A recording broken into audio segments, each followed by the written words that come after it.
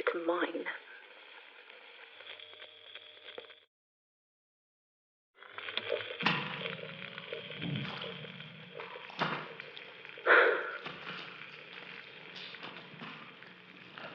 Tim's back. He's looking for me.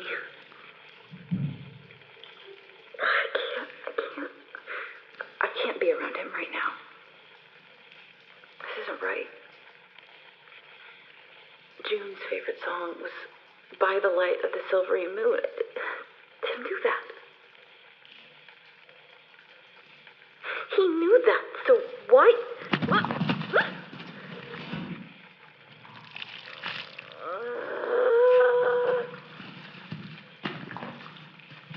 The floor is caked in about 6 inches of mud. Oh no, my trousers. He's literally driven me underground. I mean, at least it's not still flooded. It'll take about a month to fully dry out. You can set your clock by it. A week of knee-high water every October and April, and then it all recedes with the tide. Someone's at the front door.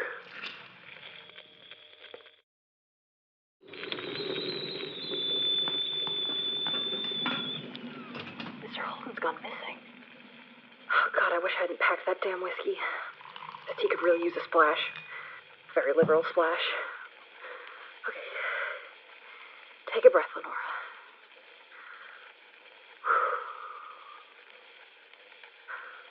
Okay. October 29th, 1926. Mr. Holden is missing. That was 2 officers at the door. He has me listed on his employment ledger as a laundress. They're questioning everyone at the hotel. I can't be sure, but the police seem to be investigating his disappearance as if Holden is, well, just a hotel proprietor. A legitimate businessman who's suddenly a missing person. So then last week, if it wasn't the cops, who was responsible for the raid? But I can't continue along this line of thinking. Actually, can't. A man is missing, but my thoughts keep drifting. Every inch of my head is stuffed with this mess. With moving, with Tim, that damnable music box.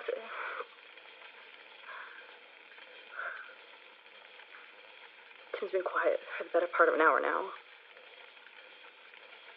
Wonder where he goes when he drifts off. Maybe he doesn't go. Maybe he's here. Has been all these years. I still have half a room to pack before morning. Bought a slew of boxes in town yesterday, but I haven't made enough headway. And it's nearly sundown already. I don't have time for any of this nonsense. I can't stop shaking. Cripes, I'm a mess. It's just... I thought Tim and I had an understanding. It was unspoken, but we made a decision all those years ago. Now what? He regrets not...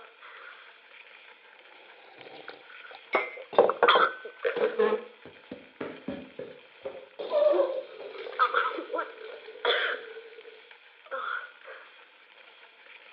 The tea.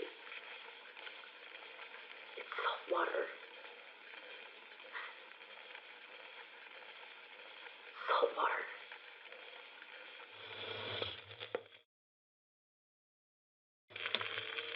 It's all of them. Kitchen, bathroom, sinks, the tub, every faucet is running salt water. And it's just us. The neighbors are fine.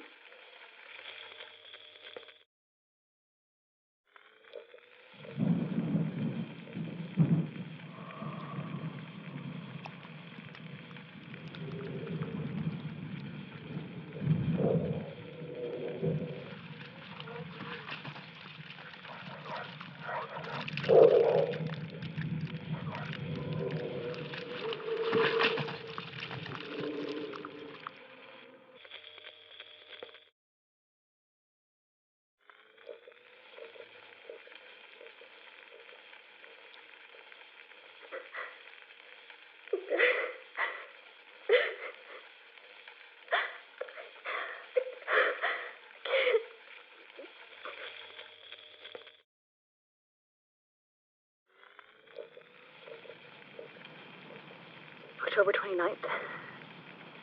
Still.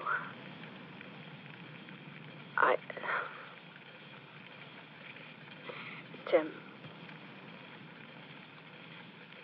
He reappeared earlier, but he's different again.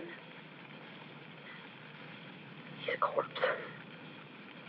I don't think he's actually a tangible body, but... Oh, Christ. How is this possible? There were puddles along the floorboards, little splashes of salt water trailing down the hall. I followed them to my room. I could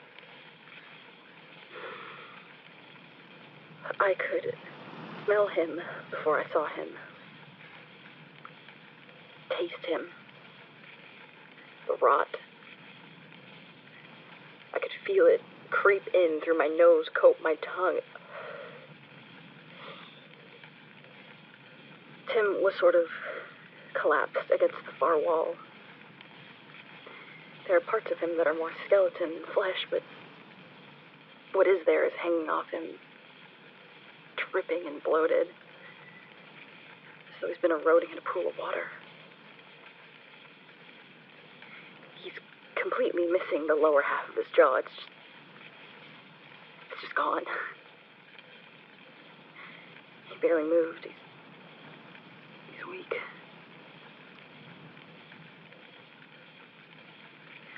I should look at him, smell him, and feel disgust, and I do, but it's not as strong as the memory and the pain. I'm not ready for this. I'm not ready to do this. He can't make me.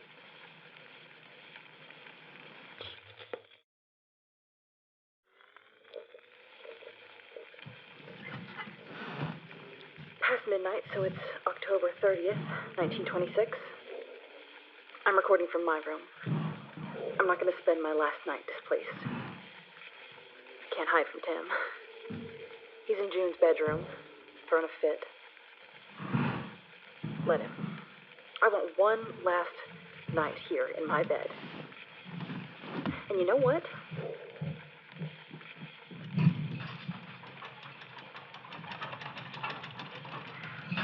I'm going to spend it looking up at the stars.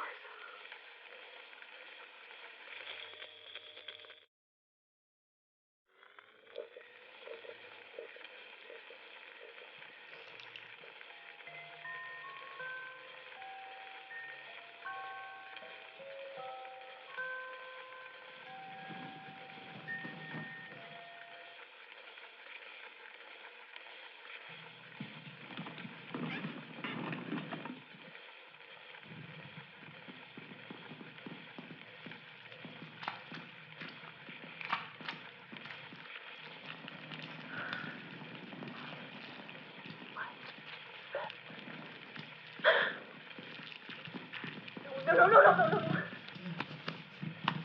Tim, get out! Get out of my bed, you rotting cat!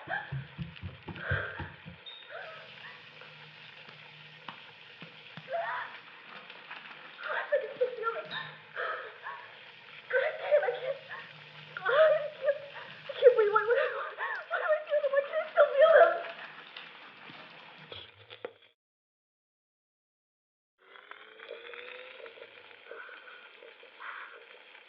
Maggots. I woke up to maggots in my bed. Crawling from Tim to me. Coiled, white and gnashing their little wet mouths, testing my skin, expecting it to give. Oh, God. I think they were just gone. God, I can't do this anymore. God, stop! Enough. Tim, enough. You don't get to just play house with me. For Christ's sakes, leave it alone. I don't want to hear it. That song is not yours to use like this. He doesn't hear me. He's caught in one of his one-sided conversations again. And apparently, this one's with me. Precisely. Tim. Little sister. I loathe that nickname. I remember the first time you used it. After you proposed to June with your arms wrapped around her. You smiled at me and said, "Congratulate us, little sister." Here comes the bit where he'll express his deep affection for me, his eagerness to be family.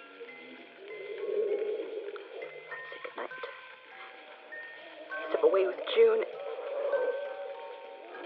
What's happening? Stop. You should say that. How are you? Are we right? Stop. Stop. You don't get to say that then or now. Stop taunting me with that thing.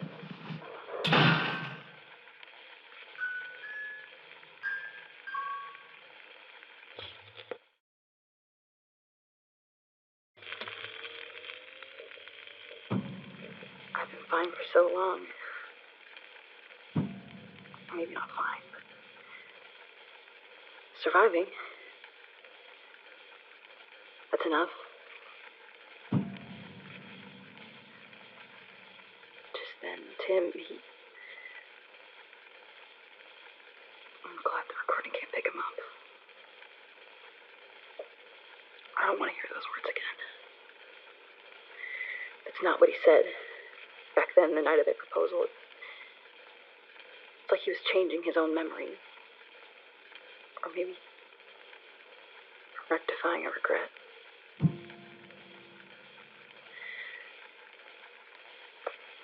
It's called A Drop Can Linger. The song on the music box. When I was a girl, little, maybe 6, I got it into my head that I'd like to buy a piece of music from the local shop. It had to be sheet music. We didn't own a phonograph, but June had this awful spinet piano pushed against the dining room wall, and she promised she'd play me a piece. Any piece I brought home that day. I'd saved for months, and finally, Mother and I walked down to the music shop to pick something out. Back then, the shop attendants would play a measure or two for you so you could hear the music and then choose what you wanted to buy. Mother pointed out the piece to me because it was a song about honeysuckles. We had a bloom of them in the backyard, and they were my favorite. I was young, but even so, I knew in the first few notes. I was hearing my favorite song for the first time. The honeysuckle holds only a drop, but sweetness lingers. I begged June to play it almost every day for the better part of that year. She could make that awful piano sing, and she sang it beautifully. It was one of those songs that was never really popular. Not many people have heard of it. Tim knew it. It was my favorite. It is my favorite. Tim knew that too.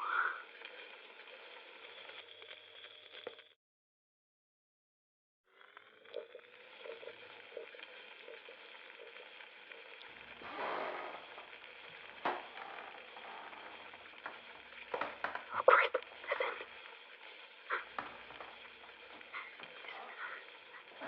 Is someone in the house?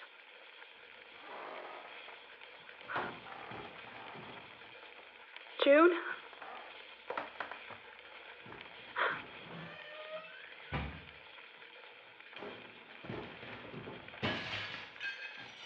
My room.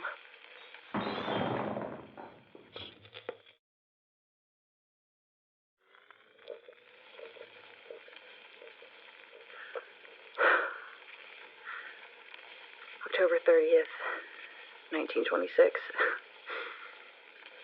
I haven't slept this night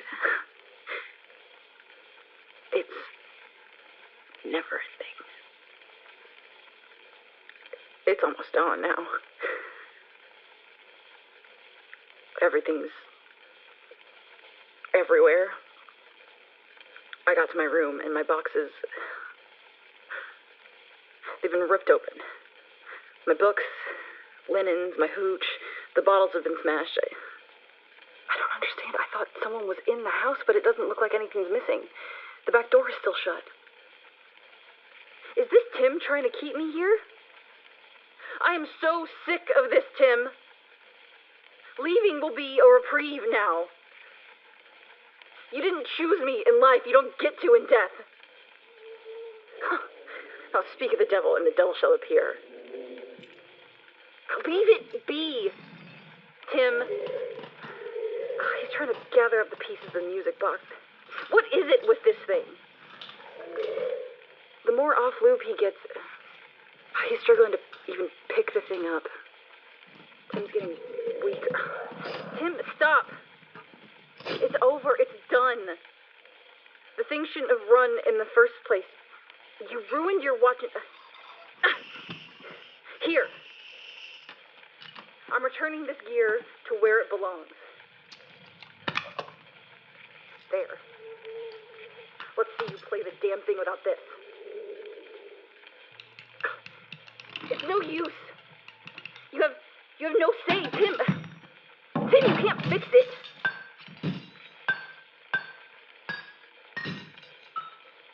Stop. Stop it.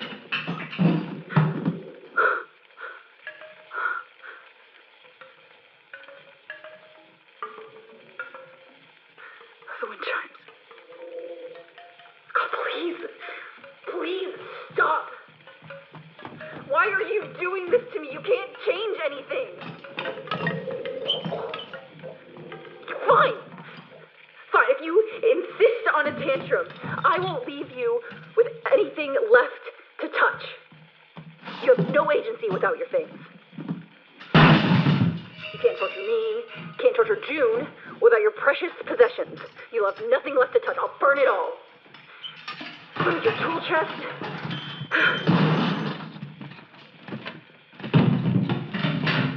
Blasted remnants of June's wind chimes, your design notebooks, shaving kit, postcards, uniform. I don't understand why you're forcing my hand like this. You were head over heels for June. Anyone could see it. You had this way of looking at her, Tim. Your eyes would go all soft. It was pure adoration. I remember the first time you looked at her like that. She was sitting at the piano, and I recognized it instantly because up until that moment, I thought it was a look reserved for me.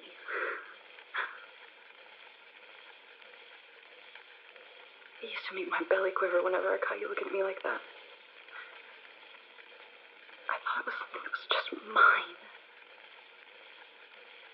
And after your engagement, I could still feel it. This unwieldy, chaotic thing. It was bubbling right below the surface.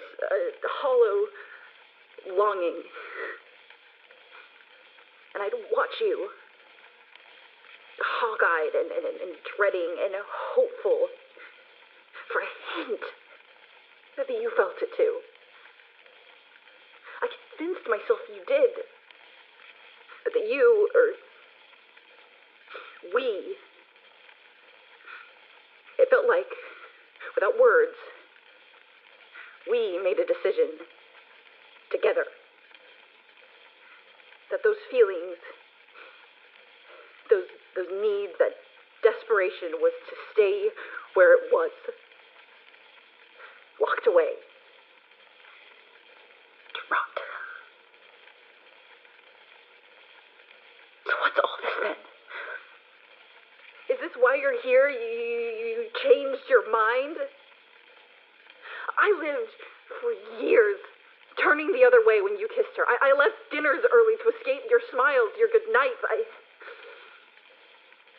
I'm managed to bury all of this. I survived burying you, and then what? You get restless and you make me live through all of this again? No.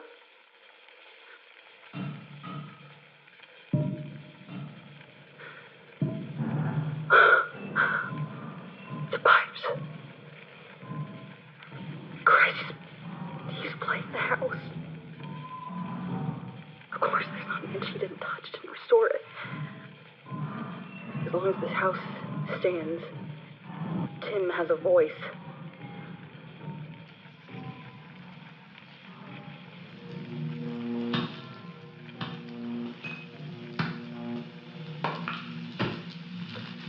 I hear you!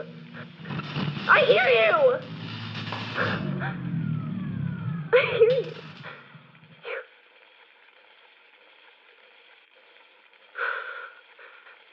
You loved me. Love me?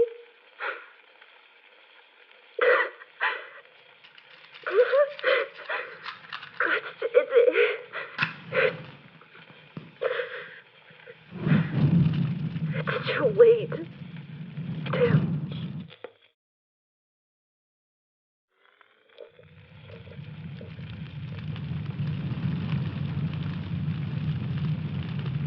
Fitting. It's the last wax cylinder. This one's used. I want to capture this. I want to capture it burning. All of it. It all has to go. There's one last thing. I've carried this pocket watch with me every day for 8 years. It was the only part of you that was mine. Just mine. And I stole it. And now it's my chance. Let it burn with everything else. Put an end to this.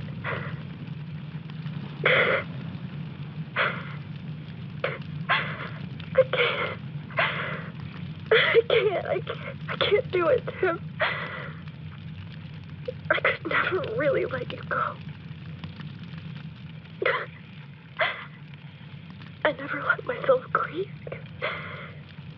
Because while you weren't even mine to grieve.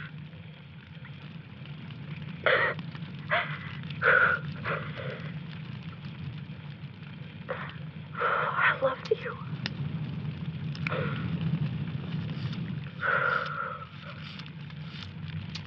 I love you. I miss you. I was on it even before you died.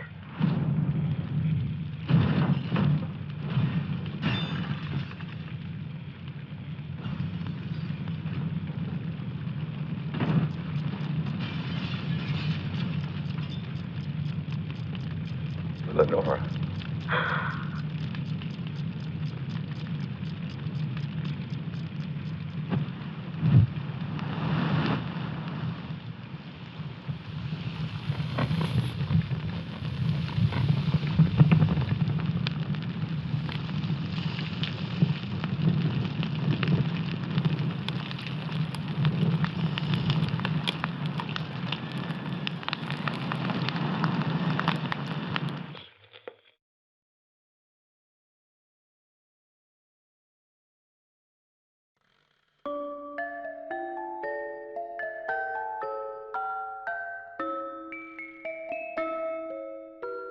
Hollow Medium is a Granville House production. Written, produced, and directed by Linnea Bond, David Daut, and Nick Tierce. Performed by Allegra Rodriguez Shivers as Lenora and Lucas Calzada as Tim. Sound design by Dave Eichhorn. A Drop Can Linger was composed by Captain Volpine. For more, visit us at GranvilleHouseProductions.com. Thank you for listening.